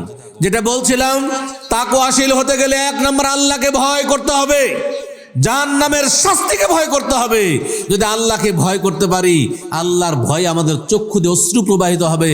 রাসূলুল্লাহ সাল্লাল্লাহু আলাইহি ওয়াসাল্লাম বলছেন, লা ইয়ালিজান নারা রাজুলুন বাকা মিন খাশিয়াতিল্লাহ, ওই চোখ কখনোই জাহান্নামে প্রবেশ করবে না যেই চোখ বা যেই ব্যক্তি জাহান্নামের ভয়ে, আল্লাহর ভয়ে কাঁদে। যেই ব্যক্তি আল্লাহর ভয়ে কাঁদে, ওই ব্যক্তি কখনোই জাহান্নামে প্রবেশ করবে না। অতএব আল্লাহর ভয়ে কখন কাঁদা আসবে? যখন আপনি আল্লাহকে ভয় করবেন। আল্লাহর ভয় যখন অন্তরে থাকবে, জাহান্নামের ভয় যখন অন্তরে থাকবে, তখনই অন্তর থেকে একবার ভেতর থেকে কান্না বেরিয়ে আসবে। কিন্তু যদি অন্তর আল্লাহকে ভয় না করে, কখনোই চোখ দিয়ে পানি বের হবে না। সম্মানিত উপস্থিতি, 2 নম্বর ওয়ালা আমালু বিতানজিল। কেউ যদি মুত্তাকি হতে চায়, পরহেজগার হতে চায়, তাহলে তাকে অবশ্যই আল্লাহর নাজিলকৃত ওহীর বিধান অনুযায়ী আমল করতে হবে। আল্লাহর নাজিলকৃত ওহীর বিধানের বাইরে যদি আমল করেন, আপনি কখনোই মুত্তাকি হতে পারবেন না। আমি আমার এই সুন্দর পোশাক পরে যদি মাজারে যাই, মাজার পূজা করি, কবর পূজা করি, আমার এই সুন্দর পোশাকে কখনো আমি পরহেজগার হতে পারবো না, মুত্তাকি হতে পারবো না। যে ব্যক্তিরা যারা সুন্দর পোশাক পরে, মুখে দাড়ি রেখে, লম্বা পোশাক পরে আর মাথায় লম্বা পাগড়ি পরে যারা মাজার ব্যবসা করে, শিরকে লিপ্ত হয়, বিভিন্ন ধরনের বিদআতে লিপ্ত হয়, তারা কখনোই মুত্তাকি হতে পারে না। মুত্তাকি হতে গেলে আল্লাহর নাজিলকৃত ওহীর বিধান অনুযায়ী আমল করতে হবে, তাহলেই মুত্তাকি হওয়া সম্ভব, অন্যথায় মুত্তাকি হওয়া সম্ভব নয়। 3 নম্বর ওয়ার রিদা বিল কালিল, অল্পে তুষ্ট থাকতে হবে। আমাদের বর্তমান আমরা অল্পে তুষ্ট থাকতে পারি না। আমাদের শুধু চাই আর চাই। কত হলে যে আমাদের পেট পূর্ণ হবে তা আল্লাহই ভালো জানে। কত হলে যে পেট পূর্ণ হবে আল্লাহই ভালো জানে। এজন্য আল্লাহর রাসূল সাল্লাল্লাহু আলাইহি ওয়াসাল্লাম বলছেন, ওয়ালা ইয়ামলাউ জাওফা ইবনে আদম ইল্লা তুরাব, প্রকৃতপক্ষে মানুষের সম্পদ দ্বারা পেট পূর্ণ হবে না ইল্লা তুরাব, মাটি ব্যতীত, কবর ব্যতীত। যেই দিন সে কবরে চলে যাবে, সেই দিন আর তার কোনো সম্পদের মোহ থাকবে না। সেই দিন আর চাইবে না যে বাড়ি গাড়ির মালিক হবে। এই মোহ কবরে চলে গেলে আর থাকবে না। কিন্তু আমরা অল্পে তুষ্ট থাকতে পারছি না। আমরা চাই, অথচ এই দুনিয়া কিন্তু ক্ষণস্থায়ী, আমরা সবাই জানি। আল্লাহর রাসূল সাল্লাল্লাহু আলাইহি ওয়াসাল্লাম পরকাল আর দুনিয়ার উদাহরণ দিচ্ছেন এইভাবে। তিনি বলছেন, মাদ দুনিয়া ফিল আখিরাহ, পরকাল আর দুনিয়ার উদাহরণ হচ্ছে এমন, মা ইয়াজআলু আহাদুকুম ইসবাহু ফিল ইয়াম, যে তোমাদের মধ্যে কেউ যদি তার এই শাহাদাত আঙ্গুলি বিশাল সমুদ্রের মাঝখানে ডুবিয়ে দেয়, ফালিয়ানজুর বিমা ইয়ারজি, সে তার আঙ্গুলি সমুদ্র থেকে উঠিয়ে দেখুক যে তার আঙ্গুলিতে কতটুকু পানি লেগে আছে। বিশাল সমুদ্র, এই হাদিস থেকে রাসূল সাল্লাল্লাহু আলাইহি ওয়াসাল্লাম কি বোঝাইতে চাইলেন? বিশাল সমুদ্র হচ্ছে পরকাল, আর আঙ্গুলিতে লেগে থাকা 1 ফোঁটা পানি হচ্ছে দুনিয়া। বিশাল সমুদ্রের পানি যদি একদিকে রাখা হয়, আর আঙ্গুলিতে লেগে থাকা 1 ফোঁটা পানি যদি একদিকে রাখা হয়, তাহলে এই 1 ফোঁটা পানির কি কোনো মূল্য থাকবে? কোনোই মূল্য থাকবে না। বিশাল সমুদ্র হচ্ছে পরকাল, আঙ্গুলিতে লেগে থাকে 1 ফোঁটা পানি হচ্ছে দুনিয়া। আমরা দুনিয়ার মানুষ এই 1 ফোঁটা পানি নিয়ে কাড়াকাড়ি করছি, 1 ফোঁটা পানির পেছনে ছোটাছুটি করছি, অথচ বিশাল সমুদ্র আমাদের সামনে বিদ্যমান, সেই দিকে আমরা খুব কম মানুষই দৌড়াচ্ছি। অথবা আমাদের অল্পে তুষ্ট থাকতে হবে। একজন মানুষের দুনিয়াতে ভালোভাবে চলার জন্য খুব বেশি সম্পদের প্রয়োজন হয় না, কিন্তু আমরা সম্পদ অর্জনের প্রতিযোগিতায় নেমে গেছি, কে কত অর্জন করতে পারি। অথচ আমরা সবাই জানি যে আমরা মারা গেলে আমাদের সাথে আমরা কিছুই নিয়ে যেতে পারবো না, আমাদের সাথে কিছুই যাবে না। আমাদের সন্তানরা কখনোই বলবে না যে আমার বাবা কোটি কোটি টাকার সম্পদ রেখে গেল, অতএব 1000 টাকার নোট একটা কবরে দেই, এটা আমাদের বাবা আমাদের সন্তানরা বলবে না। বরং আমাদের মৃত্যুর পরেই আমাদের সন্তানরা আমাদের সম্পদ নিয়ে কাড়াকাড়ি করবে। কেউ বলবে এটা আমি নেব, কেউ বলবে ওটা আমি নেব। এই হলো পরিস্থিতি। অতএব আমার আপনার সম্পদ থেকে এমন কিছু করে যাওয়া দরকার যেটা আমার আপনার জন্য পরকালে কাজে লাগবে, আমার আপনার মৃত্যুর পরেও আমাদের আমল নামায় নেকি যোগ হতে থাকবে। এই ধরনের কিছু স্থায়ী কর্মসূচি গ্রহণ করা দরকার। এই ধরনের স্থায়ী কর্মসূচি গ্রহণ করুন। দুনিয়াতে আমরা কোটিপতি হওয়ার জন্য আসিনি, দুনিয়াতে আমরা বড় বড় বিজনেসম্যান হওয়ার জন্য আসিনি, দুনিয়াতে আমরা বড় বড় গাড়ি বাড়ির মালিক হওয়ার জন্য আসিনি। দুনিয়াতে আমরা এসেছি একমাত্র তার দাসত্ব করার জন্য। আল্লাহ বলছেন, ওমা খলাকাতুল জিন্না ওয়াল ইনসা ইল্লা লিয়াবুদুন, আমি মানব জাতি এবং জিন জাতিকে সৃষ্টি করেছি একমাত্র আমার ইবাদতের উদ্দেশ্যে।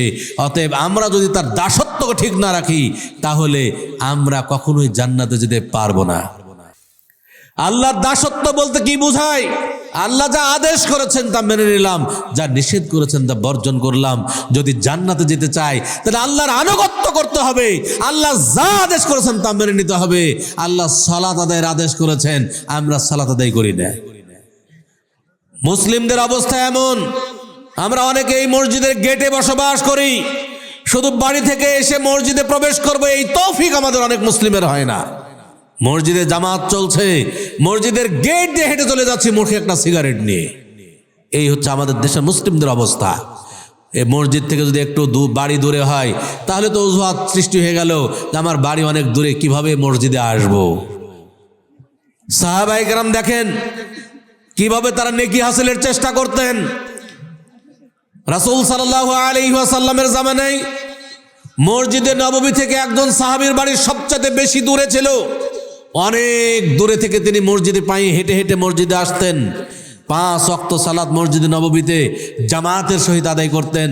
উবাই ইবনে কাব রাদিয়াল্লাহু তাআলা বলছেন যে আমি একদিন তাকে পরামর্শ দিলাম যে আপনি এত কষ্ট করে মসজিদে পায়ে হেঁটে হেঁটে আসেন, অনেক দূর থেকে আসেন, আপনি একটা যদি গাধা কিনতেন তাহলে গাধার পিঠে উঠে সহজেই মসজিদে আসতে পারতেন, অতএব একটা গাধা কিনেন। তখন ওই সাহাবী উবাই ইবনে কাব রাদিয়াল্লাহু তাআলা আনহুকে বললেন যে আমার বাড়ি অনেক দূরে, অনেক দূর থেকে আমি মসজিদে নববীতে সালাত আদায় করতে আসি, এই জন্যই তো আপনি আমাকে গাধা কেনার পরামর্শ দিচ্ছেন। কিন্তু আমার বাড়ি মসজিদের নিকটে হোক এটা আমি পছন্দ করি না, ভালোই বাসি না।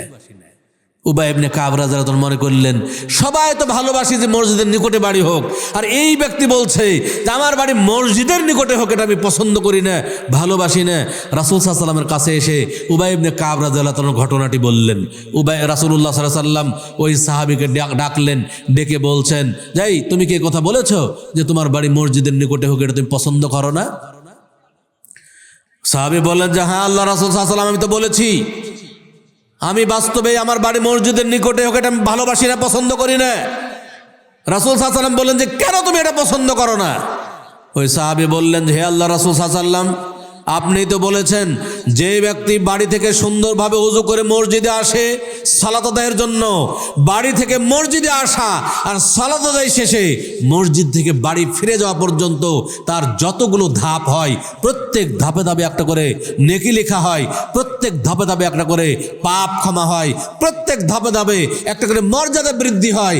আমার বাড়ি সবচেয়ে বেশি দূরে, আমার বেশি নেকি হয়, আমার বেশি পাপ ক্ষমা হয় আর বেশি মর্যাদা বৃদ্ধি হয়, আমি কেন আমার বাড়ি মসজিদের নিকটে নিয়ে আসবো? দেখুন সাহাবায়ে কেরাম তারা কিভাবে জান্নাতের জন্য পাগল ছিলেন। রাসূলুল্লাহ সাল্লাল্লাহু আলাইহি ওয়াসাল্লাম তার এই কথা শুনে খুশি হয়ে গেলেন। রাসূলুল্লাহ সাল্লাল্লাহু আলাইহি ওয়াসাল্লাম বললেন আতাকাল্লাহু আজরা, তুমি যে ইচ্ছায় মসজিদ থেকে দূরে থাকাকে পছন্দ করছো আল্লাহ তাআলা তোমাকে পরিপূর্ণ নেকি দান করুন। সম্মানিত উপস্থিতি, আমাদের নেকি হাসিল করার চেষ্টা করতে হবে। কখন যে মারা যাব তার ঠিক নাই। আমার এই মুখের পরবর্তী কথা বের করতে পারবো এই গ্যারান্টি আমরা কেউ দিতে পারি না। গতকালই একটা ভিডিও দেখলাম, গায়েবান্দার কাহিনী। গায়েবান্দার এক মাহফিলে একজন যুবক বক্তা বক্তব্য দিতে দিতেই সাথে সাথে তার হুঁশ শেষ হয়ে যায় এবং সে মারা যায়। এই গতকালের ঘটনা। আমার কি আজকে এখন এই মুহূর্তে মৃত্যু আসতে পারে না? আপনার কি এই মুহূর্তে মৃত্যু আসতে পারে না? মৃত্যু যদি আসে তাহলে আপনি স্মরণ করুন তো যে আপনি হারাম খেতে খেতে আপনার কাছে মৃত্যু চলে আসলো। আপনি মুখে একটা সিগারেট ধরে আছেন আর আপনার মৃত্যু চলে আসলো। আপনার সিগারেট মুখে নিয়ে যদি আপনার মৃত্যু চলে আসে, হারাম খাদ্য মুখে নিয়ে, তাহলে আপনার অবস্থা কি হবে? আপনি জর্দা চাবাইতে চাবাইতে যদি আপনার মৃত্যু চলে আসে, আপনার অবস্থা কি হতে পারে? একটা চিন্তা করুন, কল্পনা করুন, একটু কল্পনাতে নিয়ে আসুন। যেই জর্দা হারাম জিনিস মুখে থাকতে থাকতেই যদি মৃত্যু চলে আসে, তাহলে আমার জান্নাত যাব না জাহান্নামে যাব? জাহান্নামে তো যেতেই হবে। জাহান্নামের শাস্তি কত ভয়ঙ্কর, জাহান্নামের শাস্তি কত ভয়ঙ্কর, এটা আসলে বলতে গেলে অনেক কথাই বলতে হয়। এই যে এখানে একটা বই দেখছেন, জাহান্নামের ভয়াবহ আযাব, এই বইটা আপনারা একটু পড়বেন। জাহান্নামের শাস্তি কত ভয়াবহ হতে পারে, জাহান্নামের ভয়াবহ আযাব, এই বইটা এখানেও আছে, নিয়ে যাওয়ার চেষ্টা করবেন। দেখবেন যে আসলে কত ভয়ঙ্কর। জাহান্নামের ভয় যদি অন্তরে জাগ্রত হয়, তাহলে আপনি আল্লাহর আনুগত্য করতে পারবেন, সালাত ঠিক মতো আদায় করতে পারবেন, যাকাত ঠিক মতো আদায় করতে পারবেন, সিয়াম ঠিক মতো আদায় করতে পারবেন। যদি জাহান্নামের ভয় আপনার অন্তরে জাগ্রত না হয়, তাহলে আপনার দ্বারা কোনো কিছুই সম্ভব নয়। সম্মানিত উপস্থিতি, আমাদের পাপ থেকে বেঁচে থাকতে হবে। যদি আমরা জান্নাতে যেতে চাই, যাবতীয় পাপ থেকে বেঁচে থাকতে হবে, ছোট বড় সকল পাপ থেকে বেঁচে থাকতে হবে। এবং মনে রাখতে হবে যে আমরা সমাজে বসবাস করছি, এক প্রকার পাপ আছে যেটা খুবই ভয়ঙ্কর, যেটা আল্লাহ কখনোই ক্ষমা করেন না, সেটা হচ্ছে মানুষের সাথে জড়িত পাপ। এই পাপ থেকে না বাঁচলে আপনি যতই নেকি অর্জন করেন না কেন দুনিয়াতে, যতই তাহাজ্জুদ পড়েন না কেন, আর যতই হজ করুন না কেন, আপনার হজের নেকি দিয়ে, তাহাজ্জুদের নেকি দিয়ে আপনি জান্নাতে প্রবেশ করতে পারবেন না। অতএব জান্নাতে প্রবেশ করতে গেলে মানুষের সাথে যে পাপগুলো জড়িত, এই পাপ থেকে বেঁচে থাকতে হবে। যদি কখনো মানুষের সাথে জড়িত পাপে লিপ্ত হয়ে যান, তাহলে যার সাথে জড়িত তার থেকে ক্ষমা চাইতে হবে। ওই ব্যক্তি ক্ষমা করলে এই পাপ থেকে আপনি ক্ষমা পাবেন, আর তখনই আপনি জান্নাতে যেতে পারবেন। মানুষের সাথে জড়িত পাপ ভয়ঙ্কর, যেমন গীবত মানুষের সাথে জড়িত পাপ। বর্তমানে আমরা তো গীবতকে পাপই মনে করি না, আমাদের কাছে মনেই হয় না গীবত পাপ। দু চারজন এক জায়গায় বসলেই আমরা কিন্তু একজন আরেকজনের গীবত করি। মা বোনদের মধ্যে তো খুবই বেশি গীবতের চর্চা। দু চারজন মা বোন এক জায়গায় বসলে তাদের মধ্যে ভালো কথা খুব কমই হয়, শুধু গীবত আর গীবত। অথচ গীবত এমন পাপ, যেই পাপ তাহাজ্জুদ পড়ে ক্ষমা হবে না। গীবতের পাপ এমন পাপ, যেই পাপ হজ করে ক্ষমা হবে না। যত জনের গীবত করা হয়েছে সকলের থেকে ক্ষমা চাইতে হবে। ওই ব্যক্তি ক্ষমা করলে ক্ষমা হবে, অন্যথায় ক্ষমা হবে না। আমরা অনেকে আবার বলি যে আমি তো সত্য কথা বলেছি, কিসের গীবত? ওই ব্যক্তি পাপ করেছে বলে আমি বলেছি।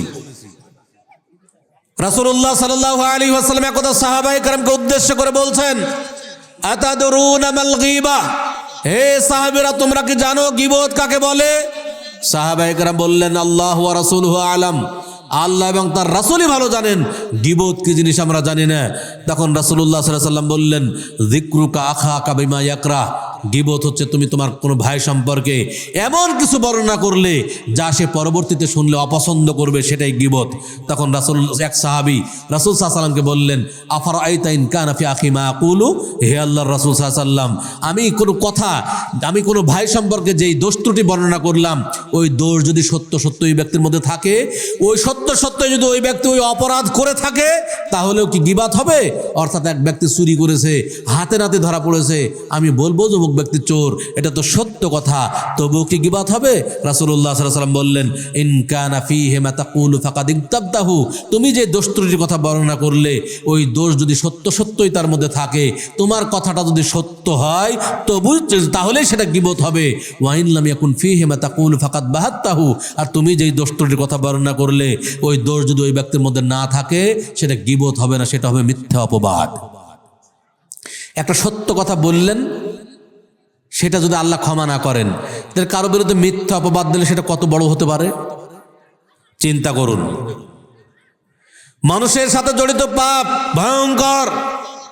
অনেক বাবা আছে তার ছেলে সন্তানদেরকে সম্পদ লিখে দেয় আর মেয়ে সন্তানদেরকে সম্পদ থেকে বঞ্চিত করে। এই পাপ তাহাজ্জুদ পড়ে ক্ষমা হবে না, এই পাপ হজ করে ক্ষমা হবে না। অনেক ভাই আছে তার বোনের সম্পদ জোর করে ভক্ষণ করছে, বোন বারবার সম্পদ চাইতে আসে কিন্তু বোনকে সম্পদ বুঝিয়ে দেয় না। বোন সম্পদ চাইতে আসলেই ভাইয়ের মুখ বেজার হয়ে যায়, ভাইয়ের মুখ কালো হয়ে যায়, ভাই বোনের সাথে সম্পর্ক ছিন্ন করে ফেলে। এই ভাই কখনো জান্নাতে যেতে পারবে না। এটা হক নষ্ট করা পাপ। এই পাপের শাস্তি কিভাবে হবে, এই পাপের বিচার কিভাবে হবে কিয়ামতের মাঠে, এই সম্পর্কে রাসূলুল্লাহ সাল্লাল্লাহু আলাইহি ওয়াসাল্লাম একটা হাদিস শুনুন।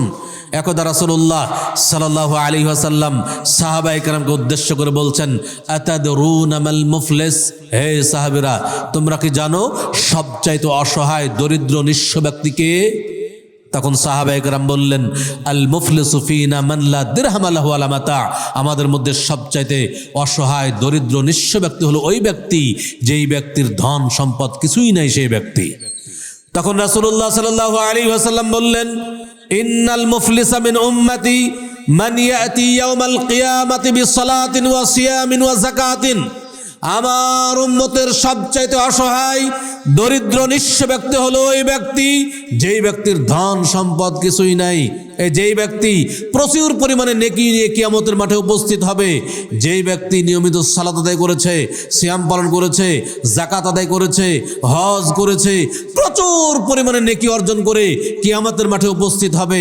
ওয়ায়াতি কদ শাতামা হাযা ওয়া কাযাফা হাযা ওয়া আকালা মালা হাযা ওয়া সাফাকা দামা হাযা ওয়া দারাবা হাযা, যখন সে প্রচুর পরিমাণে নেকি নিয়ে কিয়ামতের মাঠে উপস্থিত হবে, এমন সময় একের পর এক লোকেরা এসে, মানুষরা এসে তার বিরুদ্ধে এসে অভিযোগ পেশ করতে থাকবে। কেউ এসে বলবে, আল্লাহ দুনিয়াতে যখন এই ব্যক্তি ছিল তখন সে আমার গীবত করেছিল। আরেকজন এসে বলবে, আল্লাহ দুনিয়াতে যে ব্যক্তি যখন ছিল এই ব্যক্তি আমার বিরুদ্ধে মিথ্যা অপবাদ দিয়েছিল, আমি চুরি করিনি তা আমাকে চোর বলেছে, আমি জেনা করিনি তা আমাকে জেনার অপবাদ দিয়েছে। আরেকজন এসে বলবে, হে আল্লাহ দুনিয়াতে এই ব্যক্তি আমাকে গালি দিয়েছিল। আরেকজন এসে বলবে, হে আল্লাহ দুনিয়াতে এই ব্যক্তি আমাকে মেরেছিল। আরেকজন এসে বলবে, হে আল্লাহ দুনিয়াতে এই ব্যক্তি আমার বাবা ছিল, আমি তার মেয়ে, আমার বাবা তার ছেলে সন্তানদেরকে সম্পদ লিখে দিয়েছিল, আমি তার মেয়ে, আমাকে সম্পদ দেয় নাই। আরেকজন এসে বলবে, হে আল্লাহ দুনিয়াতে এই ব্যক্তি আমার ভাই ছিল, আমি তার বোন, আমার ভাই আমার সম্পদ আত্মসাৎ করেছিল, আমার ভাই আমাকে সম্পদ বুঝিয়ে দেয় নাই। আরেকজন এসে বলবে, হে আল্লাহ দুনিয়াতে ব্যক্তি অমুক দলের নেতা ছিল, এই তার নেতৃত্বে ক্ষমতার জোরে আমার সম্পদ জোর করে অন্যায়ভাবে ভক্ষণ করেছে, আমাকে সে আমার সম্পদ বুঝিয়ে দেয় নাই, আমার সম্পদ আত্মসাৎ করেছিল। এইভাবে একের পর এক আল্লাহর কাছে অভিযোগ পেশ করতে থাকবে। তখন আল্লাহ তাআলা কিভাবে বিচার করবেন? ফায়ুতা হাযা মিন হাসানাতিহি ওয়া হাযা মিন হাসানাতিহি, যখন একের পর এক অভিযোগ পেশ হতে থাকবে তখন আল্লাহ তাআলা তাদের অভিযোগ অনুযায়ী ওই ব্যক্তির যে অনেক পাপ, ওই অনেক নেকি, ওই নেকি থেকে ওই অভিযোগ পরিমাণ নেকি দিয়ে একের পর এক নেকি দিয়ে পরিশোধ করতে থাকবেন।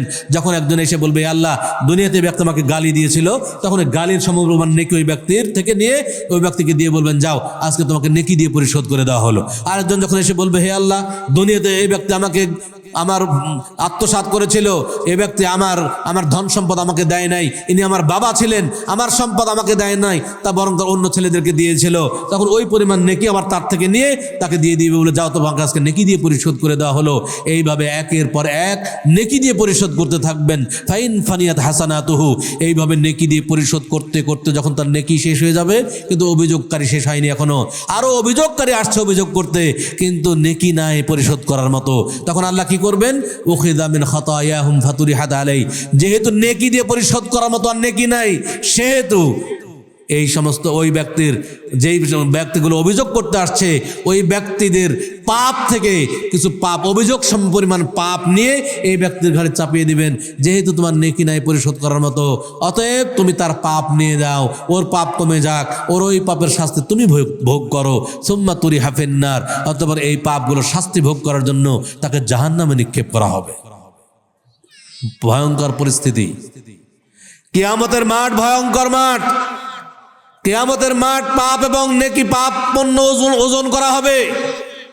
এক পাল্লায় নেকি দেওয়া হবে, আরেক পাল্লায় পাপ দেওয়া হবে।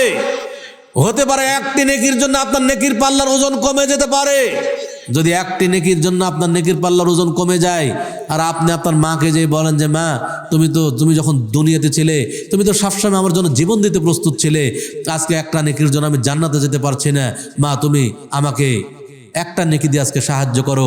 আপনার মা একটা নেকি দিয়ে সাহায্য করবে না, আপনার বাবা একটা নেকি দিয়ে সাহায্য করবে না, আপনার সন্তানাদি একটা নেকি দিয়ে সাহায্য করবে না। কিয়ামতের মাঠ ভয়াবহ মাঠ। এমনকি নিজের অঙ্গ প্রত্যঙ্গ নিজের বিরুদ্ধে সাক্ষী দেবে, নিজের বিরুদ্ধে অবস্থান নেবে। যেই অঙ্গ প্রত্যঙ্গগুলোকে এত যত্ন করে রাখছি সেই অঙ্গ প্রত্যঙ্গ নিজের পক্ষে থাকবে না। কিয়ামতের মাঠ ভয়াবহ মাঠ। সেই দিন যদি দুনিয়াতে কষ্টার্জিত নেকি, যত নেকি অর্জন করেছি অন্যের হক নষ্ট করার কারণে, যদি সেই কষ্টার্জিত নেকি অন্যকে দিয়ে অন্যের পাপ নিজের ঘাড়ে নিয়ে জাহান্নামে যেতে হয়, তাহলে এর চাইতে দুঃখের, এর চাইতে অসহায়ত্ব আর কিছু থাকতে পারে না। সম্মানিত উপস্থিতি, অতএব শুধু তাহাজ্জুদ পড়লেই হবে না, শুধুমাত্র হজ করলেই হবে না, মানুষের হক নষ্ট যেন না হয় এই ব্যাপারে সর্বোচ্চ সতর্ক থাকতে হবে। যদি সতর্ক না থাকি তাহলে কিন্তু আমার এই নেকিগুলো অন্যকে দিয়ে অন্যের পাপ নিজের ঘাড়ে নিয়ে জাহান্নামে যেতে হবে। অতএব যদি কারো মানুষের সাথে হক নষ্ট করার কোনো পাপ থাকে, আজই ক্ষমা চাওয়া শুরু করুন। যার হক তাকে বুঝিয়ে দিন, তার থেকে ক্ষমা চান। যদি না করেন কিয়ামতের মাঠে আপনাকে অবশ্যই নেকি দিয়ে পরিশোধ করতে হবে, যেই দিন একটা নেকির মূল্য অনেক। দুনিয়াতে হয়তো মনে করছেন আপনি লজ্জার ব্যাপার, দুনিয়ার এই লজ্জার চাইতে জাহান্নামের আগুন অনেক ভয়ঙ্কর। দুনিয়াতে মনে করছেন যে কারো আত্মসাৎ করেছেন, কোনো ভাই মনে করছেন যে বোনের 1 বিঘা জমি আমার মধ্যে আছে, 1 বিঘা জমির দাম হলো 20 লক্ষ টাকা, 20 লক্ষ টাকা কিভাবে দেব? মনে রাখবেন আপনার 20 লক্ষ টাকার চাইতে জাহান্নামের 1 সেকেন্ড যদি আপনাকে জাহান্নামে দেওয়া হয় তার শাস্তি অনেক বড়। 20 লক্ষ টাকা কিছুই নয়। 1 সেকেন্ড যদি জাহান্নামের আগুনের যে শাস্তি, এই শাস্তির তুলনায় দুনিয়ার এই 20 লক্ষ টাকা কিছুই নয়। অতএব আপনি এই 20 লক্ষ টাকা মূল্যায়ন না করবেন না, বরং জাহান্নামের শাস্তি থেকে বাঁচার চেষ্টা করুন। জাহান্নামের শাস্তি থেকে বাঁচতেই হবে। যদি না বাঁচতে পারি সেই সময় কিন্তু আফসোস হবে যে হায়, দুনিয়াতে আমি কেন এগুলো করেছি, কেনই বা আমি আত্মসাৎ করেছিলাম, কেনই বা আমি আমার সম্পদ আমার সন্তানদের কাউকে লিখে দিয়েছিলাম। এই আফসোস কিন্তু একদিন করতেই হবে। কেনই বা আমি কারো বিরুদ্ধে মিথ্যা অপবাদ দিয়েছিলাম, কেনই বা আমি কারো অপবাদ গীবত করেছিলাম, কেনই বা আমি কারো আত্মসাৎ করেছিলাম। এই আফসোসগুলো এক সময় হবে, কিন্তু এমন এক সময় আফসোস হবে যেই দিন আফসোস করে কোনো লাভ হবে না। অতএব আমাদেরকে জান্নাতে প্রবেশ করতে হবে। জান্নাত হবে আমাদের লক্ষ্য, জান্নাত হবে আমাদের টার্গেট। এর জন্য যা করা দরকার তাই করতে হবে। পরকালীন সফলতা হচ্ছে জান্নাত হাসিল করা। আল্লাহ তাআলা পবিত্র কোরআন মাজিদে ঘোষণা দিচ্ছেন, ফামান যুহজিহা আনিন নার, কিয়ামতের দিন যাকে জাহান্নাম থেকে দূরে রাখা হবে, ওয়া উদখিলাল জান্নাতা, এবং জান্নাতে প্রবেশ করানো হবে, ফাকাদ ফাজ, সে ব্যক্তিই হবে সফল কাম। কিয়ামতের মাঠে যদি জান্নাত হাসিল করা যায় তাহলে আসল সফলতা। দুনিয়াতে যদি কোটি কোটি টাকার মালিক হই আর কিয়ামতের মাঠে যদি জাহান্নামে যেতে হয়, কিয়ামতের দিন যদি আমার ফয়সালা জাহান্নাম হয়, তাহলে আমার চাইতে ব্যর্থ মানুষ আর কেউ নাই, আমার চাইতে ব্যর্থ মানুষ আর কেউ থাকবে না। কিন্তু দুনিয়াতে যদি আমি নিঃস্ব হই আর কিয়ামতের মাঠে যদি আমার ফয়সালা জান্নাত হয়, তাহলে আমি হলাম সবচেয়ে বড় সফল কাম। অতএব কিয়ামতের মাঠে যেন আমাকে লাঞ্ছিত না হতে হয়, কিয়ামতের মাঠে যেন অপমানিত না হতে হয়, এই জন্য দুনিয়াতে চেষ্টা চালাইতে হবে। এটা বলছিলাম তাকওয়া অর্জনের জন্য 4টি গুণাবলী। 1 নাম্বার বলেছি আল খাউফু মিনাল জালিল, আল্লাহকে ভয় করা। 2 ওয়াল আমালু বিত্তানজিল, আল্লাহর নাজিলকৃত ওহীর বিধান অনুযায়ী আমল করা। 3 ওয়ার রিদা বিল কালিল, অল্পে তুষ্ট থাকা। 4 ওয়াল ইস্তিদাদু লিয়াউমির রাহিল, কিয়ামত দিবসের জন্য প্রস্তুতি গ্রহণ করা। কিয়ামত দিবসের জন্য আমরা সফল কাম হতে পারি, এর জন্য প্রস্তুতি গ্রহণ করতে হবে। প্রস্তুতি মানে কি? আমাদের দেশের অনেক মানুষ আবার কি করে জানেন? কেউ যদি হজ্জে যায়, উমরাতে যায়, তাহলে তার হাতে আবার কাফনের কাপড় কিনে পাঠায় যে বাবা আমার জন্য একটা এই কাফনের কাপড়টা জমজমের পানি দিয়ে একটু ধুয়ে নিয়ে এসো। ও মনে করে যে জমজমের পানি দিয়ে মনে হয় কাফনের কাপড় ধুইলেই সব মনে হয় একবারে কবরের আযাব সব মাফ হয়ে যাবে। অত সহজ নয়। আপনার যদি আকীদা ঠিক না থাকে, আপনার যদি আমল ঠিক না থাকে, আপনাকে কাবার নিচে ঢোকাই দিলে আপনার কোনো লাভ নাই। অতএব জমজমের পানি দিয়ে কাফনের কাপড় ধুয়ে কোনো লাভ হবে না যদি আপনার আকীদা আমল ঠিক না থাকে। আমরা অনেকে আবার কবর খুঁড়ে রাখি, কবর পাকা করে রাখি। কবর পাকা করা নিষেধ, অথচ আমরা প্রস্তুতি গ্রহণ করেছি, আগে কবর পাকা করে রেখেছি। এগুলো হলো প্রস্তুতি, এগুলো কোনো প্রস্তুতি নয়। প্রস্তুতি কি? প্রস্তুতি 5টি প্রশ্নের উত্তর ঠিক করা। প্রস্তুতি হলো 5টি প্রশ্নের উত্তর ঠিক করবেন, যেটা রাসূলুল্লাহ সাল্লাল্লাহু আলাইহি ওয়াসাল্লাম বলছেন কিয়ামতের দিন প্রত্যেক মানুষকে 5টি প্রশ্ন করা হবে। 5টি প্রশ্নের উত্তর না দিয়ে কেউ তার 2 পা নড়াইতে পারবে না, উঠাইতে পারবে না। 5টি প্রশ্ন কি? এক নাম্বার হচ্ছে আন উমরিহি ফিমা আফনা। 1 নাম্বার তার বয়স সম্পর্কে জিজ্ঞেস করা হবে। বলা হবে, হে বান্দা, তোমার তো 40 বছর, 50 বছর, 60 বছর, 70 বছর, 80 বছর, 100 বছর বয়স দিয়েছিলাম। তোমার বয়সকে তুমি কোন কাজে ব্যয় করেছো, কিভাবে তুমি তোমার বয়সকে অতিবাহিত করেছিলে, আজকে হিসাব দাও। তোমার পরিপূর্ণ এই বয়সকে তুমি আল্লাহর আমার আনুগত্যে ব্যয় করেছিলে না আমার অবাধ্যতায় ব্যয় করেছিলে? তুমি আমার ইবাদত করেছিলে না পাপের কাজে ব্যয় করেছিলে? আজকে হিসাব দাও। 2 ওয়ান শাবাবিহি ফিমা আবলা। যৌবন বয়স সম্পর্কে জিজ্ঞেস করা হবে। বলা হবে যে বান্দা, তোমাকে একটা যৌবন শক্তি দিয়েছিলাম, যৌবন বয়স দিয়েছিলাম, এই যৌবনকে তুমি ভালো কাজে ব্যয় করেছিলে না খারাপ কাজে ব্যয় করেছিলে? এই যৌবনকে তুমি আল্লাহর পথে ব্যয় করেছিলে না আল্লাহর বিরোধিতায় ব্যয় করেছিলে? এই যৌবনকে তুমি আল্লাহর বিধান কায়েমের পক্ষে ব্যয় করেছিলে না কুফরিতন্ত্র প্রতিষ্ঠার জন্য ব্যয় করেছিলে? গণতন্ত্র এটা শিরকিতন্ত্র, বিশ্বাস করেন? গণতন্ত্র একটা শিরকিতন্ত্র। গণতন্ত্রের মধ্যে 2টা শিরক আছে, জানেন তো? 1, সকল জনগণের সার্বভৌম ক্ষমতার উৎস। 2, অধিকাংশের রায় চূড়ান্ত। ইসলাম কি বলে?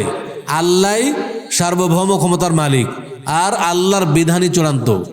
আচ্ছা, এই ব্যাপারে কারো দ্বিমত আছে?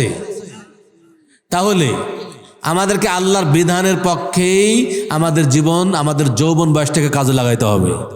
এই জন্যই আমরা বলি, আমার বাংলাদেশ আহ্লাদিক যুব সংঘ একটা স্লোগান দেয়, হে যুবক, তোমার শরীরের প্রতিটি ফোঁটা রক্ত আল্লাহর দেওয়া আমানত, আসো তাই ব্যয় করো আল্লাহর পথে।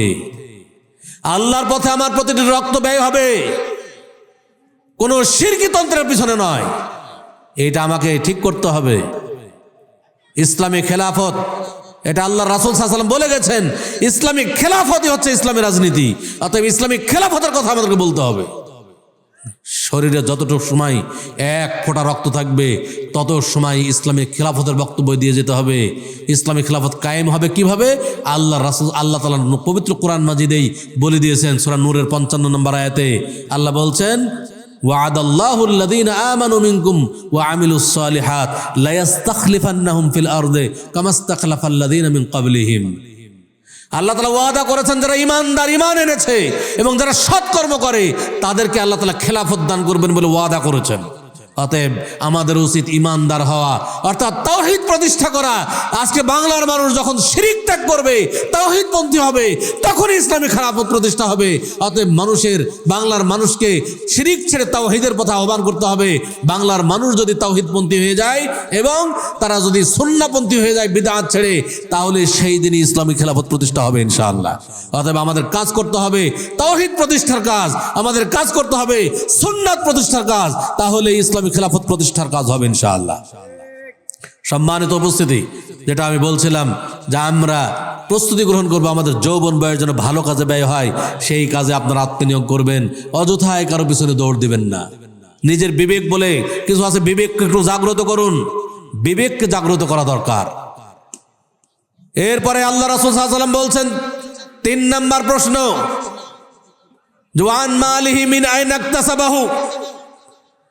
মাল সম্পর্কে জিজ্ঞেস করা হবে। হে যুবক, হে মানুষ, হে বান্দা, তোমার তো লক্ষ লক্ষ কোটি কোটি টাকা ছিল, অনেক সম্পদ ছিল, তোমার সম্পদগুলো তুমি কোন পন্থায় উপার্জন করেছিলে? হালাল পন্থায় না হারাম পন্থায়? সুদ খেয়ে, ঘুষ খেয়ে, নাকি ভালো হালাল ব্যবসা করে? কিভাবে তুমি? নাকি তুমি নিজে কর্ম করে না হারাম পন্থায় উপার্জন করেছিলে? আজকে হিসাব দাও। তুমি তোমার সম্পদ কি উপার্জন করেছিলে চাঁদাবাজি করে, নাকি টেন্ডারবাজি করে, নাকি ঘুষ খেয়ে, নাকি সুদ খেয়ে? তুমি আজকে হিসাব দাও। আয়ের হিসাব হবে। 4 নম্বর প্রশ্ন, ওয়াফিমা আনফাকা, তুমি তোমার সম্পদ কোন পথে ব্যয় করেছিলে? হিসাব দাও। আয়েরও হিসাব হবে, ব্যয়েরও হিসাব হবে। সম্পদ আপনার আমার সম্পদ যদি হারাম পন্থায় হারাম পথে ব্যয় হয়, হারাম খাতে ব্যয় হয়, তাহলে কিন্তু সেই দিন জান্নাতে প্রবেশ করা যাবে না। আমার আপনার সম্পদ সিগারেট কেনায় যদি ব্যয় হয়, তাহলে কিন্তু জান্নাত আশা করা যাবে না। যদি জর্দা কেনার পথে ব্যয় হয়, কখনোই জান্নাত পাওয়া যাবে না। ইয়াবা কিনে যদি আপনার সম্পদ নষ্ট করেন, কখনোই জান্নাত পাবেন না। হিরোইন কিনে যদি আপনি আপনার সম্পদ নষ্ট করেন, কখনোই জান্নাতে যাবেন না। অতএব অবশ্যই হালাল পথে ব্যয় করতে হবে। 5 নম্বর প্রশ্ন, মাযা আমিলা ফিমা আলিমা, তুমি যা জানতে সে অনুযায়ী আমল করেছো কি? কি আমল করেছো? তুমি জানতে সালাত আদায় করা ফরজ, তুমি জানতে সিয়াম পালন করা ফরজ, তুমি জানতে যাকাত আদায় করা ফরজ, তুমি জানতে সুদ খাওয়া হারাম, তুমি জানতে ঘুষ খাওয়া হারাম, তুমি জানতে যত বিড়ি সিগারেট জর্দাকুল হারাম, তুমি এগুলো সব জানতে, এই জানা অনুযায়ী আমল করেছো কিনা?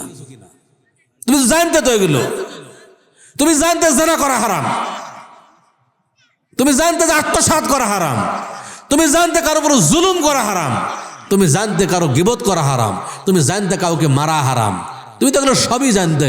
জানা অনুযায়ী তোমার এলেম অনুযায়ী তুমি আমল করেছো কিনা হিসাব দাও। এই 4-5টি প্রশ্ন, এর উত্তর ঠিক করতে হবে। সবাই নিজ নিজ অন্তরকে প্রশ্ন করি। নিজ নিজ অন্তরকে প্রশ্ন করলেই কার কোন প্রশ্নের উত্তরে ঘাটতি আছে সেই ঘাটতি আমরা নির্ণয় করতে পারবো। সেই ঘাটতি নির্ণয় করেই আমাদেরকে যেতে হবে, মৃত্যুবরণ করতে হবে। তাহলে আমরা কিয়ামতের মাঠে প্রস্তুতি গ্রহণ করতে পারবো। অতএব এই প্রস্তুতি গ্রহণ করে যদি মরতে পারি, তাহলে জান্নাতে প্রবেশ করতে পারবো। আর এই প্রস্তুতি যদি আমার ঘাটতি থাকে, তাহলে আমাদের জন্য জান্নাত প্রবেশ করা সম্ভব নয়। সম্মানিত উপস্থিতি, আমরা যারা আজকে উপস্থিত হয়েছি সবাই আমরা বিবেকবান মানুষ। সবাই দুনিয়ার ভালো মন্দ আমরা বুঝি। দুনিয়াতে কিভাবে বেশি লাভ করতে হয় সেটা কিন্তু আমরা ভালো বুঝি, কিন্তু পরকালীন লাভের ব্যাপারে কিন্তু আমরা খুব কম বুঝি। কিভাবে পরকালীন লাভ করা যায় এই ব্যাপারে কিন্তু আমরা চিন্তা ভাবনা করি না। অথচ পরকালীন লাভটাই হচ্ছে আসল লাভ, সেই ব্যাপারেই বেশি চিন্তা করা দরকার। আল্লাহ তাআলা আমাদের সকলকেই পরকালীন লাভ বোঝার তৌফিক দান করুন। আল্লাহ তাআলা আমাদের সকলকেই প্রকৃত মুসলিম হয়ে দুনিয়াতে বেঁচে থাকার তৌফিক দান করুন। আল্লাহ তাআলা আমাদেরকে প্রকৃত ইমানদার হিসেবে দুনিয়া থেকে বিদায় নেওয়ার তৌফিক দান করুন। আল্লাহ তাআলা আমাদের সকলকেই যাবতীয় পাপ থেকে বেঁচে থাকার তৌফিক দান করুন। আল্লাহ তাআলা আমাদের জান্নাতে যাওয়ার যতগুলো পথ আছে সেই পথ আল্লাহ তাআলা আমাদের জন্য সহজ করে দিন। আমিন। আজকের এই মাহফিলের যারা বাস্তবায়ন কমিটি আছেন তাদের জন্য দোয়া করে যে আল্লাহ, যারা এত কষ্ট করে এই মাহফিলের আয়োজন করেছেন তাদেরকে তুমি কবুল করে নাও। তাদের এই মেহনতকে আল্লাহ তাআলা তুমি কবুল করো, এগুলো জান্নাতের ওসিলা বানিয়ে দাও। যারা আজকে উপস্থিত হয়েছেন এবং গতকাল উপস্থিত ছিলেন সকলের জন্য প্রাণ খোলা দোয়া। আল্লাহ, তুমি এই শীতের মধ্যে যারা তোমার কোরআন হাদিসের আলোচনা শুনতে এসেছে, তুমি তাদের এই উপস্থিতিকে কবুল করো, এটাই যেন জান্নাতের ওসিলা হয়ে যায়। আল্লাহ, আমাদের মা বোনরা এত কষ্ট করে তারা তাদের ছোট্ট ছোট্ট সন্তানদেরকে নিয়ে এখানে মাহফিল শুনতে এসেছে, ওয়াজ শুনতে এসেছে। আল্লাহ, তুমি তাদেরকে সকলকে কবুল করো এবং সকলকে তুমি হেদায়েত করো। আল্লাহ, আল্লাহ তুমি আমাদের মা বোনদের সকলকেই পর্দার মোড়ে থাকার এবং ইসলামের যাবতীয় বিধান মেনে চলার তৌফিক দান করো। আমিন। এই বলেই আজকের আলোচনা এখানে শেষ করছি। আকুলু কাওলি হাযা ওয়া আস্তাগফিরুল্লাহ লি ওয়া লাকুম ওয়া লিসাইরিল মুসলিমিন ফাস্তাগফিরুহু ইন্নাহু হুয়াল গফুরুর রহিম। আসসালামু আলাইকুম ওয়া রাহমাতুল্লাহি ওয়া বারাকাতুহু।